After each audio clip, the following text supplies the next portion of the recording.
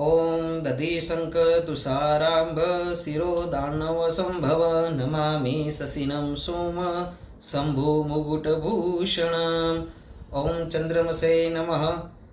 जय श्री कृष्ण। राधे राधे। जय द्वारकाधीश।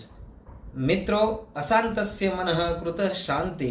જ્યારે આપણું મન અશાંત રહેતું હોય, કોઈ કાર્યમાં લાગતું ના હોય, કોઈ યોગ્ય ડિસિઝન લઈ શકતા ના હોય, તેમજ કોઈ પણ કાર્ય કરવા જઈએ છીએ કે કયું કાર્ય પ્રથમ કરવું, કયું કાર્ય ના કરવું પ્રથમ, આનું કોઈ પણ જ્ઞાન આપણને મળતું ના હોય, મન ડિસિઝન લઈ શકતા ના હોય, તો એના માટે આપની કુંડળીની અંદર રહેલો ચંદ્ર અશુભ સ્થાનની અંદર બિરાજમાન છે, યા તો અશુભ યુતિ સાથે બિરાજમાન છે, તેમજ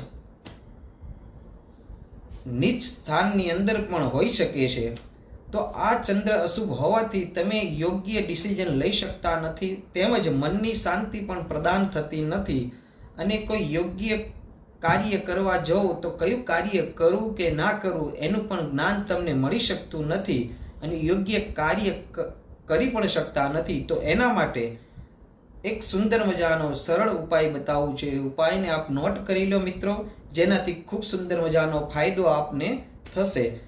તો પ્રાતકાલે સવારે એટલે કે સોમવારના દિવસે ચંદ્રવાસરે એટલે કે સોમવારના દિવસે સવારે પ્રાતકાલે ભગવાન શિવના મંદિરમાં જઈ અને એક તાંબાના કળશની અંદર એક મુઠ્ઠી અક્ષત પધરાવી ચંદનનો છાંટડો નાખી અને ભગવાન શિવને અર્પણ કરવાથી તમારા કુંડળીમાં રહેલો અશુભ ચંદ્ર શુભ ફલની પ્રાપ્તિ તમને કરાવશે, અને યોગ્ય ડિસિઝન અને યોગ્ય કાર્ય પણ કરી શકશો, તેમજ મનની પણ શીતળતા એટલે કે શાંતિની પ્રાપ્તિ થશે. અને કદાચ જો મંત્ર ભાવે તો મંત્ર પણ દ્વારા કરી શકો છો. જે આગળ મંત્ર બોલ્યો છે એ મંત્ર છે, બીજી એક વાર આપને કહું છું, નોટ કરી લેજો. ઓમ દધિશંક તુષારાભ શિરો દાનવ સંભવ નમામિ શશિનમ સોમ શંભુ મુકુટભૂષણે. આ મંત્ર દ્વારા પણ અભિષેક કરી શકો છો.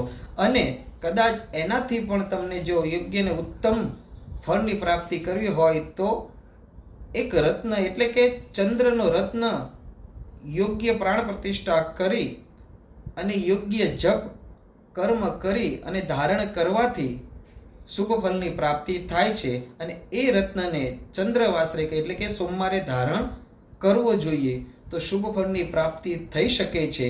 બસ આજના વિડીયોમાં આટલું જ. જય શ્રી કૃષ્ણ. રાધે રાધે. જય દ્વારકાધીશ.